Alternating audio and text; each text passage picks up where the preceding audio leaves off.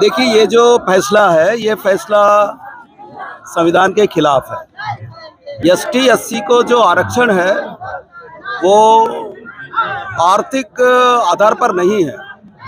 ये कोई गरीबी उन्मूलन के लिए आरक्षण की व्यवस्था नहीं है संविधान में एसटी एससी की। ये सामाजिक भेदभाव को खत्म करने के लिए, जो इस देश के अंदर हमारे समाज में सदियों से जिन समुदायों पर, जिन वर्ग पर अत्याचार होता रहा है, हर तरीके से उत्पीड़न हुआ, उसको न्याय दिलाने के लिए आरक्षण है। ये कोई आर्थिक आधार पर नहीं है। और जहां तक ये जो फैसला है, ये फैसला संविधान के खिलाफ तो है ही, पूरी तरह संविधान के खिलाफ। दूसरा, ये फैसले से केंद्र सरकार ये तय करना चाहती थी कि एसटी के भीतर भी आपस में लड़े, एससी के भीतर भी आपस में लड़े। और ये जो सवाल उठाने वाले जो लोग हैं इन वर्गों से, उनको पूरी तरह से अलग करने की कोशिश है।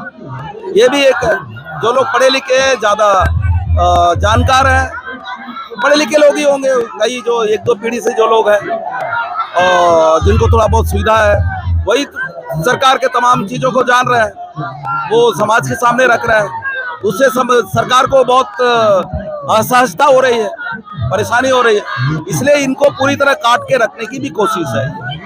और सबसे बड़ा सवाल ये है कि ये फैसला लेते समय इस फैसले में जस्टिस, देश के जो मुख्य न्यायाधीश है वो भी शामिल है, जो 5 न्यायाधीशों की जो पीठ है उसमें। और अगर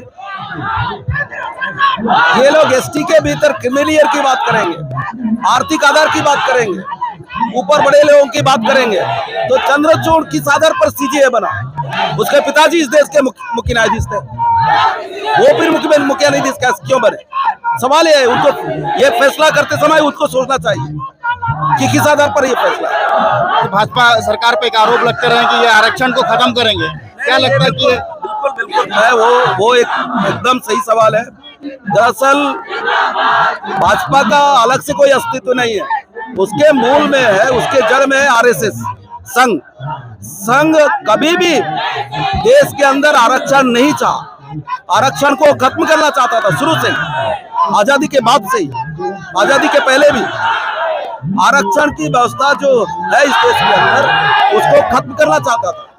और वो ये जो जजमेंट है, इस जजमेंट का वो एक आरक्षण को खत्म करने की दिशा में एक बड़ी कदम है।